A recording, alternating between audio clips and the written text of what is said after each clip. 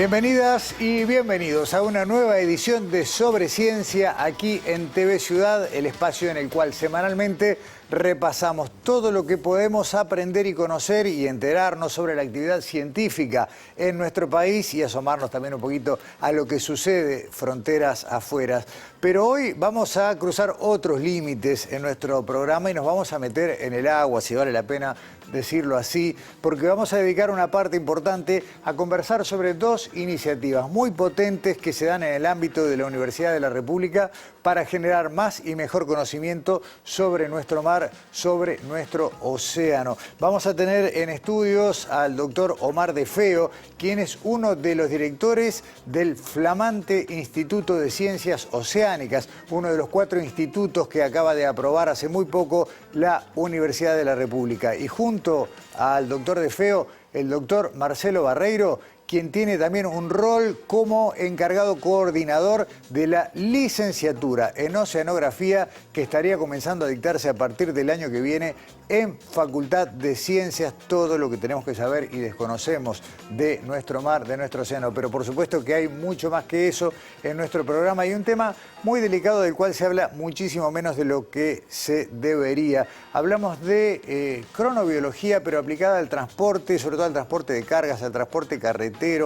¿Cómo afecta, cuánto afecta, qué sucede con los hábitos de sueño o los problemas de sueño, de descanso y quienes tienen la riesgosa tarea de conducir a veces vehículos muy grandes por las carreteras de Uruguay? Y también tendremos, y acá cambiamos de actividad, pero seguimos de alguna manera en la pista porque vamos a hablar de ciencia en el hipódromo, un informe que mezcla temas que tienen que ver con veterinaria, con biología y algo que es una pasión de mucha gente. Todo eso acá en esta edición de Sobre Ciencia que arranca, como siempre, con el habitual salpicón y las principales noticias científicas de los últimos días.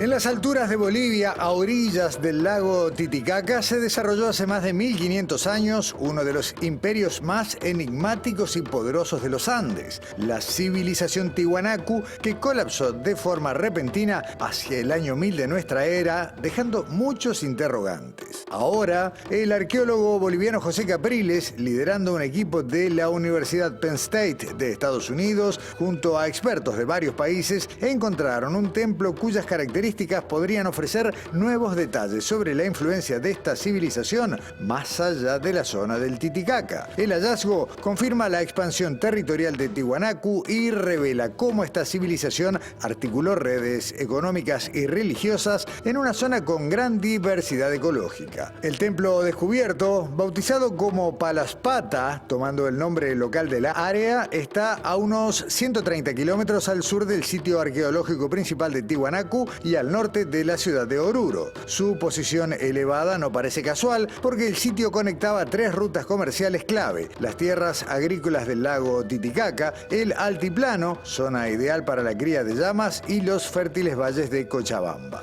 El nuevo templo está integrado por 15 recintos cuadrangulares dispuestos alrededor de un patio interior. La sociedad Tiwanaku era altamente organizada, con monumentos arquitectónicos como pirámides, templos con terrazas y monolitos, la mayoría de los cuales se distribuyen en sitios alrededor del lago Titicaca.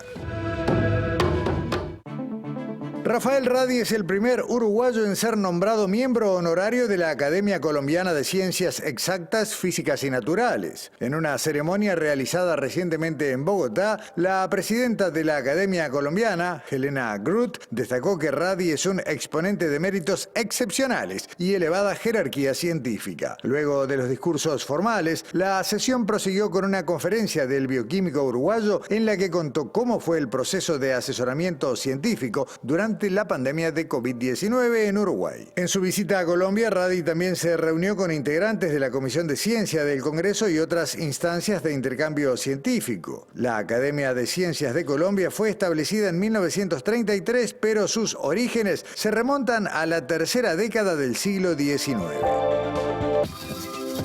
¿Sabías que en Uruguay vivieron perezosos gigantes y armadillos del tamaño de un auto? Uruguay en la era de hielo es la charla que propone conocer más sobre esta fauna que alguna vez habitó el país. La actividad se desarrollará este viernes 11 de julio a las 4 de la tarde en el Museo Nacional de Historia Natural, donde el paleontólogo Andrés Rinderneck hablará sobre estos y otros animales. Contará cómo era el paisaje cuando ellos recorrían nuestro territorio y qué pistas nos dejaron a través de sus fósiles. La charla es para todo público, tiene entrada libre y no requiere inscripción previa. En el museo también se pueden recorrer sus 2 salas con diferentes exhibiciones. En una de ellas se puede conocer más sobre nuestro pasado a través de registros fósiles encontrados en territorio uruguayo. En la otra sala se puede ver una representación de los ecosistemas de Uruguay ilustrados con especímenes característicos de su flora y fauna.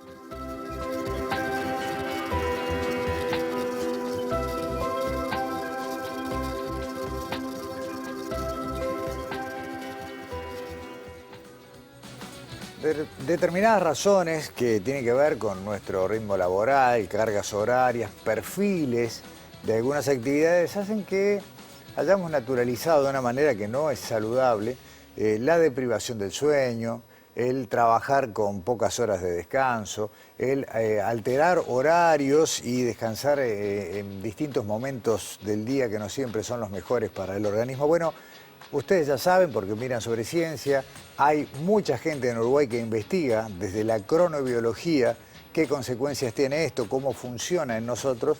Y en este caso, Alexandra Perrone ha estado trabajando en cronobiología y transporte de carretera. ¿Cómo andas, Alexandra? ¿Cómo andas, Gustavo? ¿Todo bien? Y bueno, profundizar en la cronobiología es uno de los temas favoritos de Sobre Ciencia, ¿no? Nunca uno se duerme con eso y perdóname el chiste malo, pero es así.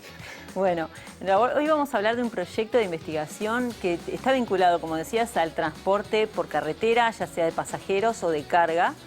Y es una investigación que está vinculada con el sueño, la salud laboral y todos estos aspectos que tú mencionabas, ¿no? Nosotros hablamos con Matías Cosentino, que él es licenciado en Biología Humana, es integrante del grupo de cronobiología de la Facultad de Ciencias de la Universidad de la República. Y él nos hablaba del concepto de algo que se llama la organización del tiempo en el trabajo, ¿no? Entonces nos hablaba de lo importante que es la planificación, la distribución, de cómo se reparten las tareas en el horario laboral, en el ámbito laboral. Y justamente nos hablaba de este aspecto y nos hablaba también de lo que se llama la oportunidad del sueño, que es en qué momento del día nosotros nos ponemos a descansar. Si tomamos, como siempre en la cronobiología, las 24 horas del día, ¿no? En qué momento de ese tiempo nosotros descansamos y cuántas horas también. Y nos hablaba también que pasa mucho que en la literatura está que desigualdades en salud de la misma rama de actividades de trabajadores y trabajadoras pueden estar asociados a lo que se llama a estos 2 aspectos, ¿no? El riesgo de tener no solo diferentes horarios, sino horarios distintos a lo largo de los días y de la semana, ¿no? Claro, tener una rutina no ordenada, por decirlo de alguna manera. Ahí está, porque bueno, nos decía, el trabajo de alguna manera ordena nuestra vida, por nuestro tiempo libre y nuestro tiempo laboral. Entonces, bueno, ahí nos cuenta en la primera parte del informe Matías Cosentino de qué se trata este proyecto de salud, seguridad, sueño en los trabajadores del transporte en Uruguay.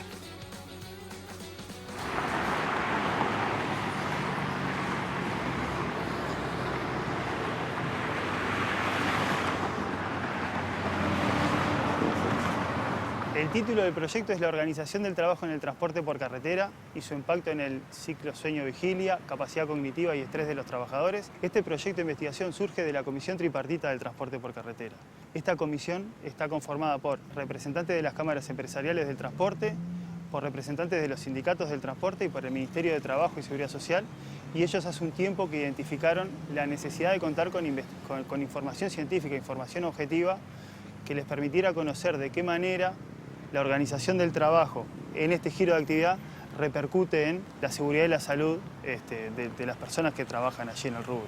Entonces, bueno, entramos en contacto hicimos un equipo de trabajo y en conjunto elaboramos un preproyecto que se transformó en un proyecto de investigación que felizmente fue financiado por la CSIC a través de su programa orientado a la inclusión social en la edición de 2023 y que también felizmente el año pasado el Ministerio de Trabajo resolvió declararlo de interés ministerial para el organismo.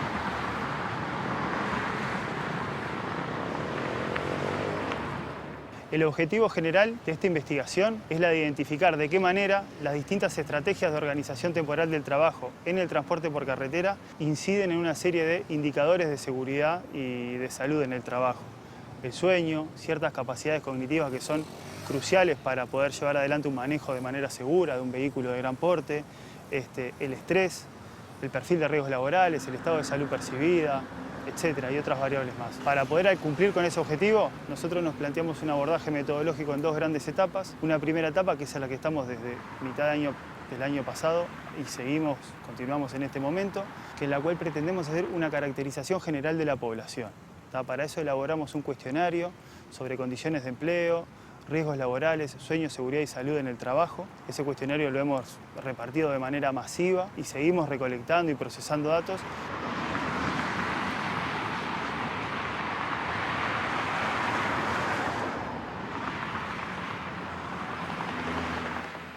Pensaba mientras lo escuchaba a Matías Alexandre que uno asocia naturalmente el riesgo de manejar con poco descanso a dormirse al volante, pero en realidad hay toda una gama de problemas que tienen que ver con los déficits de atención o con la dificultad, por ejemplo, de que los reflejos funcionen, que va asociada, se me ocurre, a las cosas que se quieren ver en esta investigación, ¿no? Claro, bueno, y nos contaba que en esta primera etapa hicieron una encuesta a muchos trabajadores, más de 200, y bueno, ya siguen procesando estos datos, porque ahora va a comenzar, como vamos a ver más adelante, una siguiente etapa a partir de agosto, pero ellos siguen analizando estos datos que le pasaron a esta encuesta, que le pasaron más de 200 trabajadores, y nos cuenta Matías, en la segunda parte de este informe, algunos resultados preliminares Bien. que encontraron.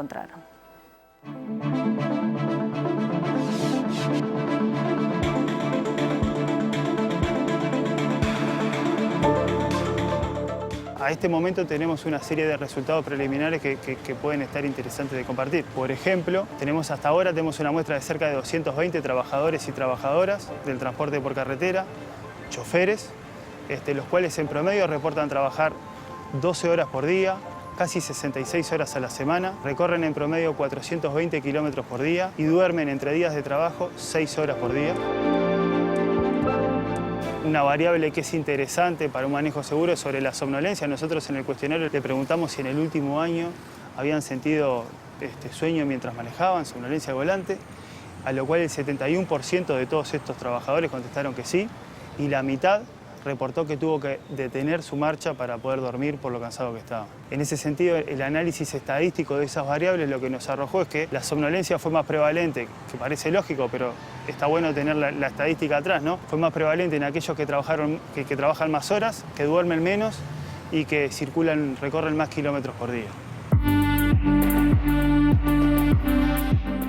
Uno de los objetivos también más importantes de esta primera etapa era tratar de caracterizar cómo estaba organizado el trabajo en este giro de actividad. Lo que venimos encontrando es que solamente al 6% de estos trabajadores los pudimos clasificar como que están expuestos a una estrategia de organización temporal de trabajo convencional. ¿Qué quiere decir esto? Que solamente el 6% de estos 220 trabajadores y trabajadoras trabajan 9 horas o menos por día, menos de 55 horas a la semana y ubican su jornada laboral durante el día, entre la mañana y la tarde. También hay una alta prevalencia de trabajo nocturno, cerca del 80% de la muestra que tenemos hasta ahora reporta trabajar de manera permanente u ocasional en la noche. Y si seguimos el hilo conductor que veníamos hablando de somnolencia, la somnolencia fue más prevalente en aquellos trabajadores expuestos a horarios irregulares, esa gente que a priori no sabe a qué hora tiene su horario de entrada y de salida, y también fue más prevalente en aquellos que trabajan en la noche y comparando, ¿no?, con los que trabajan solamente de día.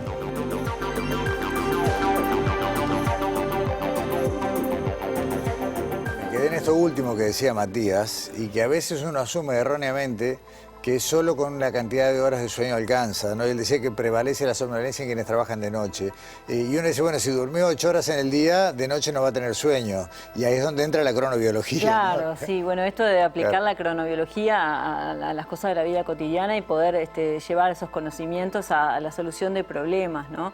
Y bueno, él nos hablaba esto también del problema de los trabajadores que no sabían cuándo empieza su jornada laboral y cuándo termina, porque dependen de factores externos, por ejemplo, cuánto demoran en el puerto con la carga o cuánto demoran en un campo u otros problemas que son ajenos a eso, ¿no? Y en la última parte del informe, bueno, nos cuenta Matías en qué va a consistir esta segunda etapa de este proyecto que, bueno, busca, como dice el mismo nombre del proyecto, la salud y la seguridad en el transporte por carretera. A ver.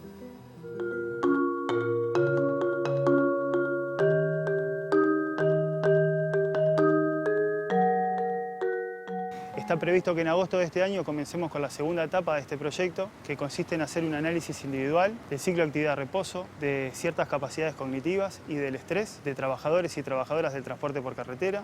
Para llevar adelante esta segunda etapa, nosotros lo que vamos a hacer es un análisis individual, un seguimiento durante por lo menos 10 días a cerca de 80 trabajadores y trabajadoras, en los cuales los vamos a equipar con un actímetro, que son esos dispositivos tipo reloj, que a nosotros nos permiten tener una valoración objetiva del ciclo de actividad-reposo. Les vamos a pedir que en distintos momentos de una jornada laboral realicen pruebas en computadoras que nos permitan a nosotros valorar cómo va variando ciertas capacidades cognitivas, como por ejemplo la capacidad de atención, que es súper importante para el manejo seguro de un vehículo. Y allí vamos a poder ver cómo varía a lo largo de la jornada laboral y también haciendo estadística podemos ver cómo el sueño previo influye en esas habilidades. Y también le vamos a pedir que tanto en un día de trabajo como en un día libre, en distintos momentos se tomen muestras de saliva para que a partir de esas muestras de saliva nosotros poder determinar la concentración de cortisol salival y a partir de eso inferir en el nivel de estrés que tienen estos trabajadores.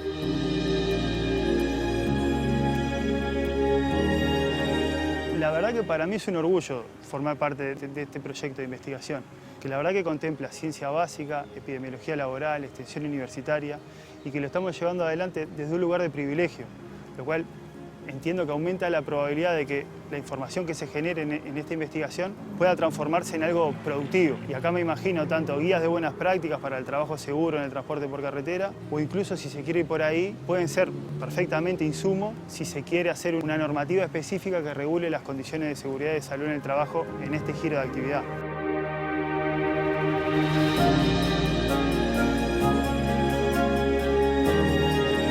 Me quedé con esto último que decía Matías. Digo, todavía hay gente que a veces cuestiona si es necesario hacer inversiones en ciencia y demás, ¿no? Acá estamos hablando de algo que directamente, si deriva en lo que tiene que derivar, prácticas correctas, guías de buenas prácticas. Me imaginaba incluso fantaseando que no solamente hace falta un test de alcoholemia, sino también, ¿no?, la medición del cortisol, porque la deprivación de sueño tiene en el chofer un efecto no muy distinto al de determinada cantidad de alcohol en sangre en cuanto a la pérdida de atención y demás. Será útil tener ciencia propia y aplicada a las situaciones, en este caso de nuestro país, ¿no? Y sí, mira, no olvidarse de mirar a la ciencia para la resolución de nuestros problemas y que es fundamental en la vida cotidiana nuestra, está alrededor nuestro, como decimos siempre acá en Sobre Ciencia, y es fundamental apuntar al conocimiento científico. Alexandra, nos vemos la semana que viene. Muchas gracias. Primera pausa en Sobre Ciencia. A la vuelta venimos al galope, venimos.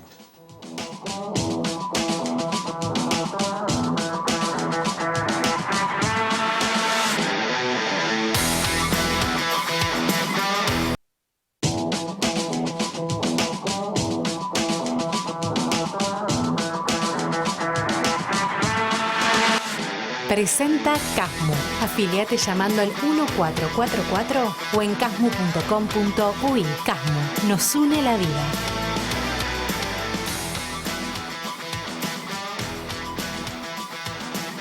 Segundo segmento de Sobre Ciencia, pero a ese 2 del segundo le agregamos otros 2 porque va a ser un segmento que va a transitar más que nada en 4 patas. Estoy para los chistes pavos, Daniela. Sí, perdóname. Es durísimo el programa de hoy, perdón. Bienvenida. Pedimos disculpas a la audiencia. Pero bueno, vamos al paso, al trote y al galope. Muy bien. ¿No? Para acompañarte en esto de los chistes, perdón, también. Vamos a adentrarnos a un universo muy particular en esto que decimos de ciencia en lugares, ¿no? Vamos a ir al hipódromo de Maroñas, ¿no? Vamos a hablar de los caballos de carrera y una ciencia que está vinculada también a ellos, aunque quizás no la vemos, si bien es medianamente evidente, no la vemos. Porque si uno va al hipódromo, también puede pensar que hay ciencia en las estadísticas, ¿no? En las apuestas, ¿no? Todo lo que regula eso, bueno, cuándo sale un caballo, cuándo sale otro número, ¿no? Bueno, estadística por todos lados. Por todos lados. Pero hay otra ciencia también, que es la que vamos a abordar en este informe, que es la genética, ¿no? La genética de los caballos de carrera particularmente, ¿no? Y para eso fuimos, por supuesto, a Maroñas, que agradecemos al hipódromo que nos dejó, bueno, entrar para filmar esta nota. Porque queríamos, bueno, averiguar cuánto hay de genética en un hipódromo, ¿no? De cómo la genética también determina el éxito o la performance de un caballo de carrera, cuánto se hace en Uruguay sobre este tema y sobre todo en estos caballos, ¿no? Cuando uno dice el caballo de carrera habla del pura sangre, ¿no? No es cualquier caballo, sino es, bueno, un caballo criado especialmente, y ahí nuevamente entra la genética para este fin. El solo hecho de ya definirlo como pura sangre ya está dando una pista de la genética, ¿no? Totalmente, totalmente. Pero bueno, no somos nosotros los que vamos a hablar de eso, sino fuimos a hablar con Nicolás Barrenechea, veterinario de Laras Rapetti y por supuesto experto en genética de caballos de carrera, que nos contó esto en la primera parte del informe.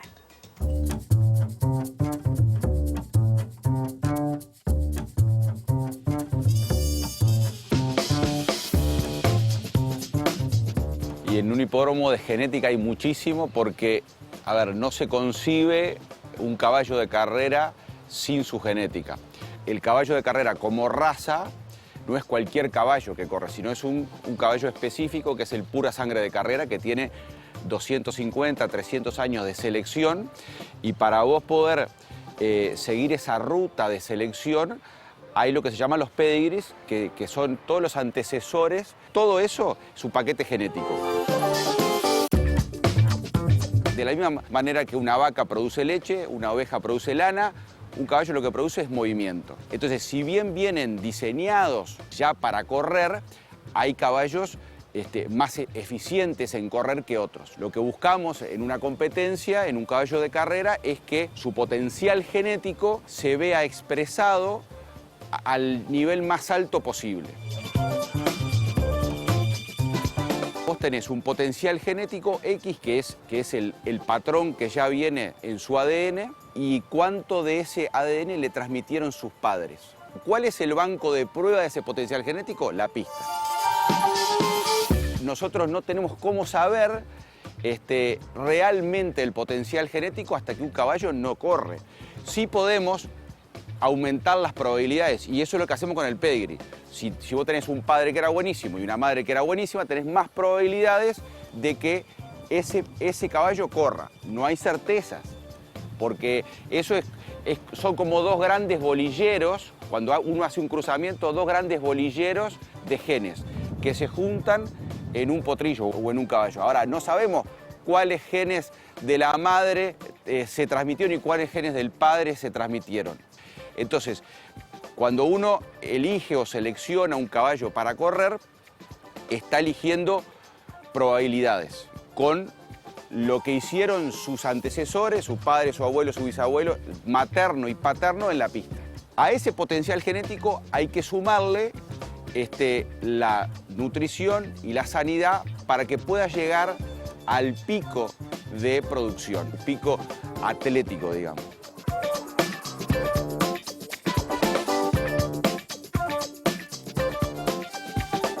Importante, Daniel, esta información, que recuerdo que cuando se anuncia algún caballo en el hipódromo, generalmente se hace referencia automáticamente al nombre del padre y de la madre, ¿no? Como antecedente válido. Como decía Nicolás, 200, 300 años es la genealogía de un caballo pura sangre, ¿no? Y en toda esa historia hay que trabajar los expertos, por supuesto, tienen que trabajar para, como decía Nicolás, este bolillero de genes para tratar de que salga el mejor paquete genético.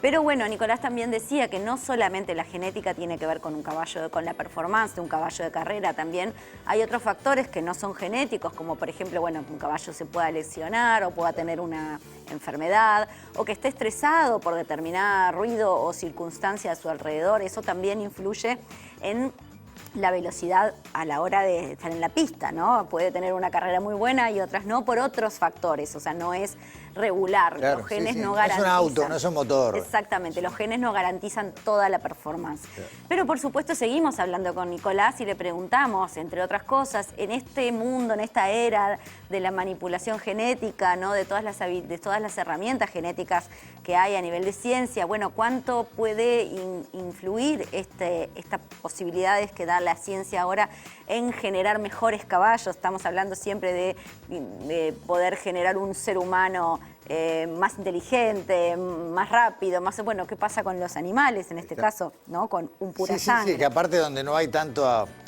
Esto sería para una discusión muy larga, ¿no? Pero no hay tanto prejuicio o contemplación vinculada a la bioética, ¿no? Que es lo que impide que esto se haga en los humanos, pero en los caballos me gustaría saber qué es lo que pasa. Seguramente es un escalón menor, aunque, bueno, obviamente el tema de la manipulación siempre tiene un tema, una barrera genética, ética muy importante. Claro. Pero bueno, le preguntamos, bueno, ¿cuánto hay de estas herramientas? Y también le preguntamos cuán avanzado está en Uruguay el uso de la genética para producir de algún modo caballos de carrera. Y esto es lo que nos cuenta Nicolás en la última parte del informe.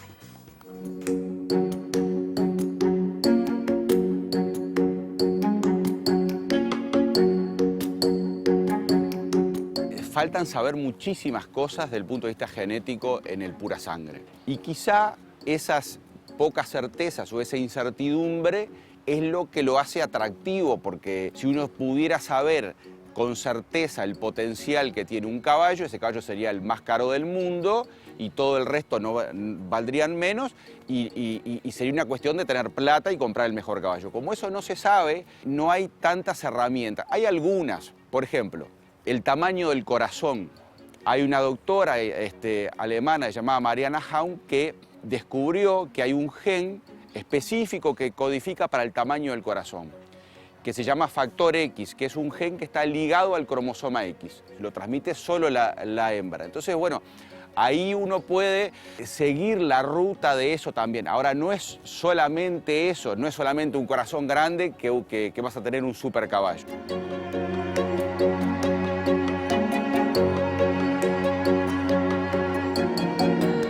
Si vos me preguntás, ¿hay una forma de hacer algún análisis de un caballo antes que corra para poder tener un caballo superior? No, no lo hay.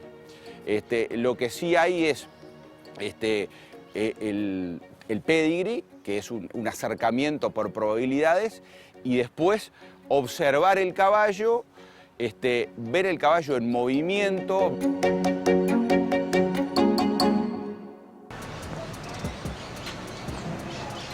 Hoy en día en Uruguay, después que reabrió Maronias, se han hecho una cantidad de inversiones en reproductores, tanto en padrillos como en yeguas madres, para ir seleccionando genéticamente animales que puedan ser cada vez más superiores.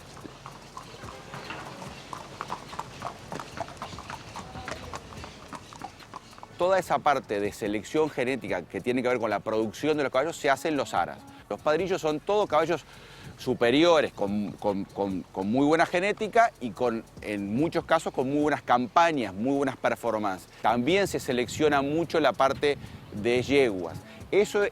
Todo ese laboratorio es en los aras.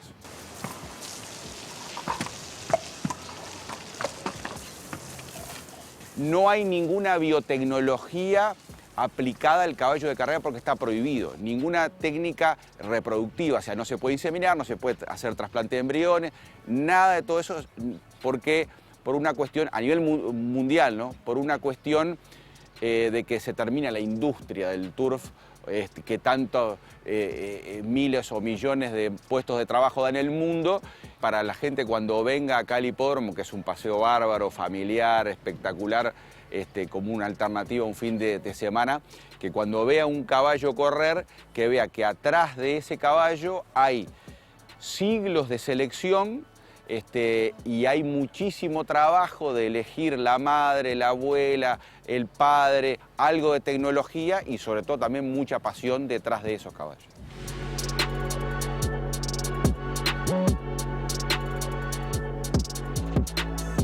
Me quedo con esto último de la prohibición por cuestiones deportivas, ¿no?, de aplicar técnicas de ingeniería genética, porque me acordaba mientras escuchaba la nota del caso de un polista argentino, creo recordar que era Esteban Cambiaso, que clonó su mejor caballo, ahora tiene 10 caballos iguales. Porque claro, en el polo, como no se toma en cuenta esta prohibición, fue uno de los casos más sonados en Argentina, tiene 10 caballos que son copia del que era su mejor caballo para jugar al polo. Claro, bueno, ha habido casos de clonación de mascotas o de animales de compañía en este caso. Pero sí, lo que decía Nicolás es que no se pueden utilizar justamente por reglas deportivas de algún modo, ¿no? Porque las competencias de caballos de carreras es un deporte, ¿no?, donde hay reglas y en este caso, bueno, esta es una de ellas. Pero como decía él también, es un trabajo primero muy puntilloso, ¿no?, que lleva muchos años, mucha investigación a lo largo de generaciones, ¿no? Y también es interesante una cosa que me comentó fuera de cámara, de cómo hay que hacer sacrificios a la hora de elegir algunas cuestiones genéticas. Por ejemplo, por supuesto que un caballo que compite carreras, lo que quiere su dueño es que sea rápido, claro, ¿no? Pero al seleccionar esa característica, hay otras que se dejan de lado. Entonces, por ejemplo, me contaba que las yeguas pura sangre son mucho más difíciles de preñar que una yegua de otra raza, porque en general se seleccionan características genéticas que tienen que ver con la competencia, pero no con la fecundidad. Entonces es como una trampa también que al solitario, ¿no? Porque digo, tiene un caballo muy rápido, pero a su vez no puede tener hijos, claro, o tiene más dificultad para tener descendencia y eso, bueno, a veces no ayuda a perpetuar ese linaje, ¿no? Entonces, bueno, hay toda esta cuestión de la genética y la gestión de los genes, me pareció súper interesante. Y como dijo del bolillero, podés cruzar al caballo más veloz del momento con la yegua más veloz del momento y los genes que se cruzan no te garantizan nada. Exactamente, pero bueno, como en la vida misma, ¿no? Exactamente, como en la vida misma. Todos queremos heredar las cosas buenas, ¿no? Claro, pero bueno, ahí estaba aquella película Gataca, ¿no? Para ir para ese lado. Gracias, Dani. Hasta la semana que viene. Nos vemos. Pausa en Sobre Ciencia. A la vuelta nos metemos en el mar y en la ciencia de los océanos de nuestro país.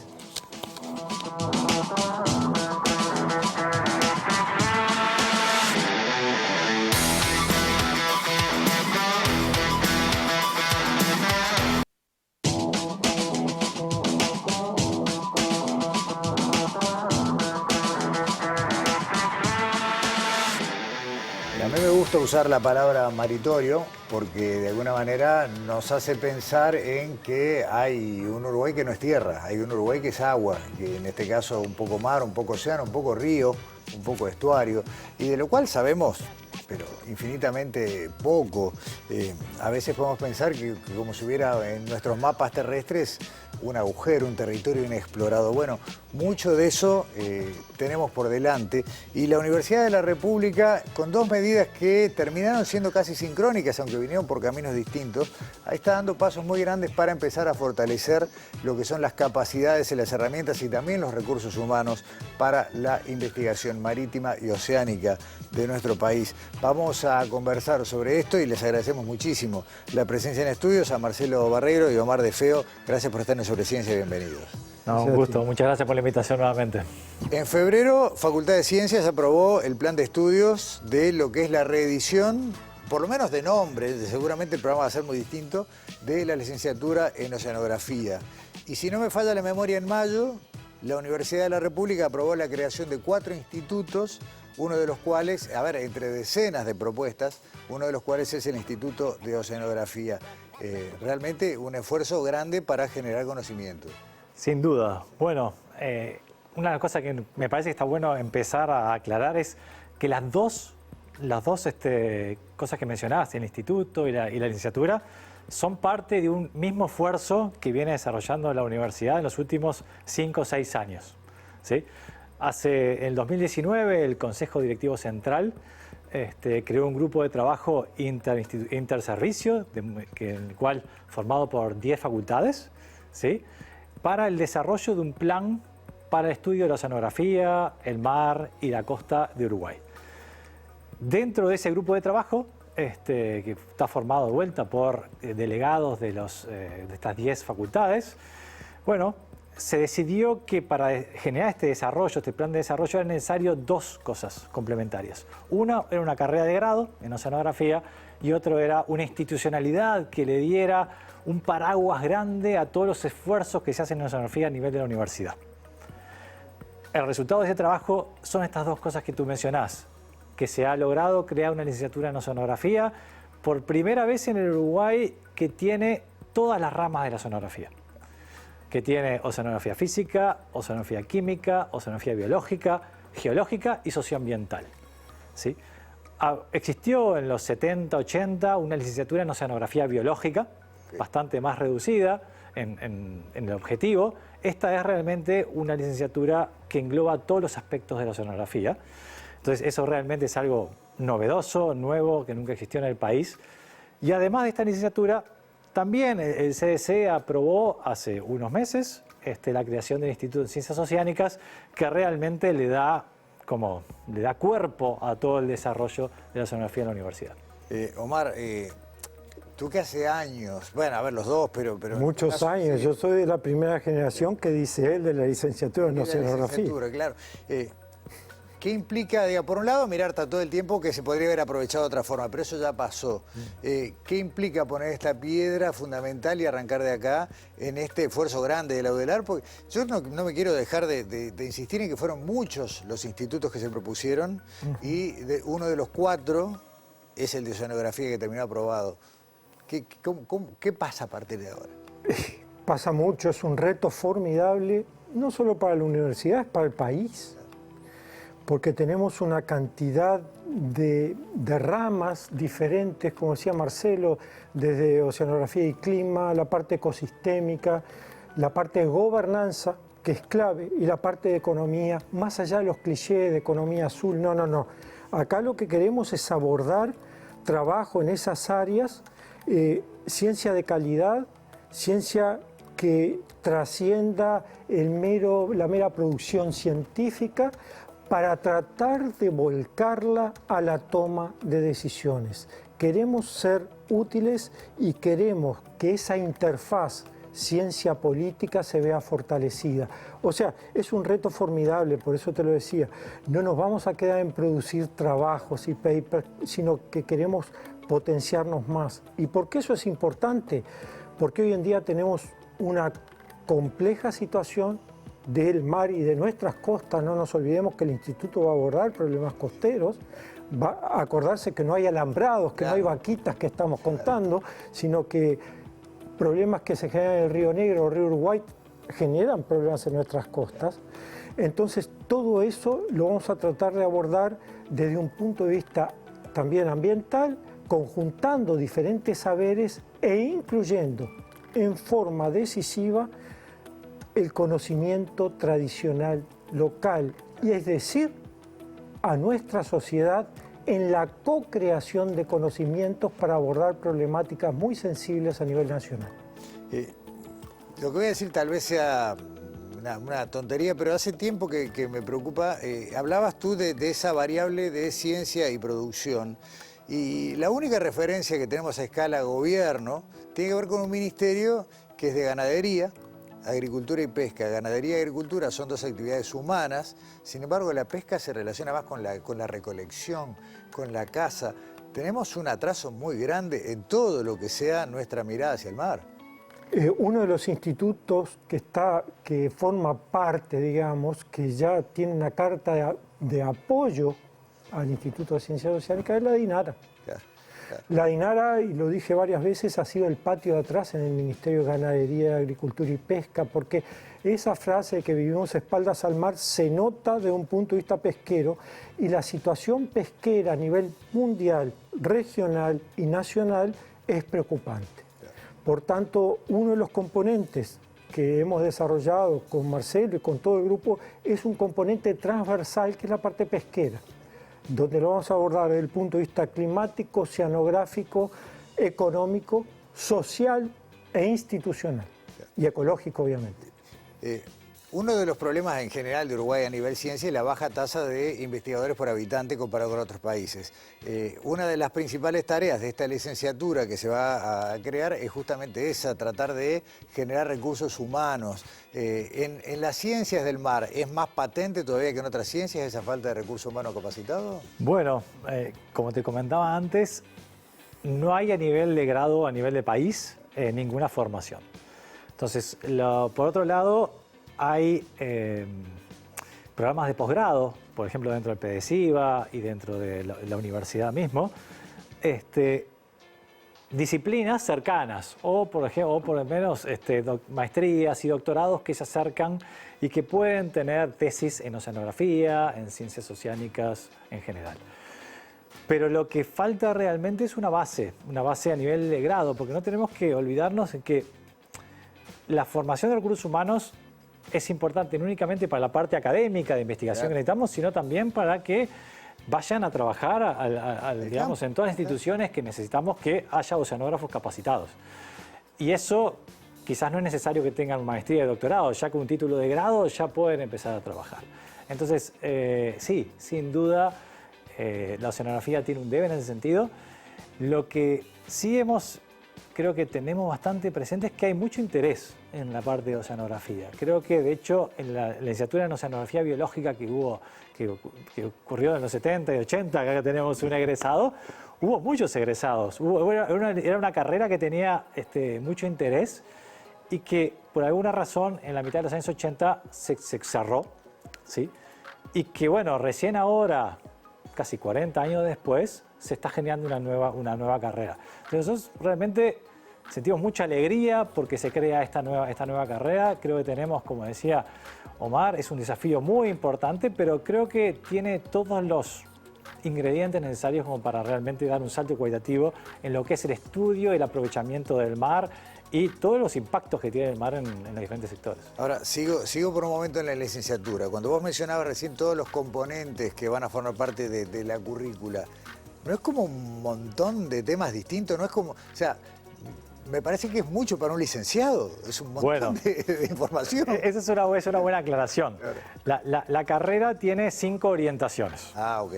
¿Está bien? Entonces tiene un núcleo de los primeros 2 años, son casi comunes entre las diferentes orientaciones, en los cuales uno aprende las disciplinas mínimas básicas que tiene que saber todo oceanógrafo. ¿Está bien? También es importante que tengan un cuerpo común, porque así además tienen que interaccionar entre ellos, dependiendo de cada uno puede elegir su orientación, pero todos tienen un lenguaje común.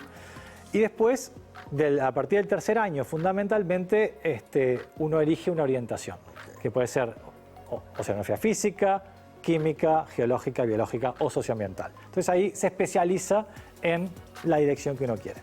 Perfecto. Yo siempre, cuando hablamos de temas del mar, y vos hablaste recién de pesca, pienso en iticultura o piscicultura, un tema que en Uruguay está prácticamente inexplorado, y sin embargo, si yo no recuerdo mal las últimas estadísticas que leí, más o menos la mitad de la carne de pescado que se consume en el mundo es de origen de cría, de cultivo y no de la captura en ambiente natural. ¿Tenemos para avanzar ahí? Sí, te digo, ahora sacamos un informe con la FAO que habla de que mientras el crecimiento en la acuicultura es lineal, en la pesca ha llegado a un techo desde los años 90. Y hay una enorme cantidad de recursos que están sobreexplotados. Por eso la acuicultura es una alternativa. Lamentablemente aquí, ¿cuál es el problema? Estamos en una zona de interfase entre un sistema cálido y uno frío. En el sistema frío vos tenés, por ejemplo, cultivo de salmón, 700.000 toneladas con sus problemas en Chile, etcétera, etcétera. En Brasil, en Ecuador tenés cultivo de camarón y nosotros estamos en una zona de interfase bastante complicada. Y al mismo tiempo tenemos un problema geográfico, ¿no? En el sentido que tenemos mucha exposición al oleaje que impide, por ejemplo, como en Vigo, tener balsas mejilloneras, claro, porque no tenemos zonas tan protegidas y tenemos muchas variaciones alineadas por el Río de la Plata. Entonces todo eso juega en contra de lo que es un desarrollo explosivo de la acuicultura. Hay que pensarlo muy bien. Algunas experiencias fueron exitosas, son Esturión. El Esturión, claro, En agua continental. es el ejemplo que tenemos de caso de éxito, digamos. Sí, pero cuando hicimos durante mucho tiempo, hace muchos años, balsa de cultivo de mejillón cerca de Gorriti, Lobos, que ahora sería más complicado aún, vinieron 3 sudestadas con vientos fuertes y se fueron las balsas, por ahí más. Bueno, pero esto es la demostración de cuánta necesidad tenemos de seguir generando conocimiento, ¿no? De encontrar qué es lo que puede llegar a funcionar en estas características únicas y bueno, y ver qué marcha, ¿no? Y sí, y generar, como decía Marcelo, recursos humanos como un patrimonio nacional. A mí me causa enorme emoción, por ejemplo, que la doctora Estela Delgado, que fue mi alumna, forme parte, es la directora de INAVICE, o que Yamile Olivera sea egresada de la licenciatura en gestión ambiental, porque más allá de la cintura política, como se le dice, ellas tienen conocimiento basado en la ciencia acerca de los caminos que se pueden generar cuando hay un problema ambiental. Entonces, lo que nosotros pretendemos también es generar a través de esa interfase recursos humanos de calidad que nos permitan que también tomen puestos de decisión que les permita a su vez llevar a cabo medidas de mantenimiento, conservación y manejo sostenible de ecosistemas. Claro, porque ahí un poco lo que decía Omar y sobrevuela todo esto, es que si bien somos un país chico y con su porción oceánica relativamente menor, las características son únicas en el mundo, o sea, la confluencia de corrientes, la presencia de un río de la Plata con sus características únicas, las veces que lo hemos hablado desde la mirada de climática y la física de estos océanos en esta parte, hacen que haya que conocerlos prácticamente, o sea, tenemos una línea de base, pero falta un montón. Sin duda. Yo estaba escuchando a Omar y decía, justamente las complicaciones tuyas son la parte divertida de mi trabajo, digamos.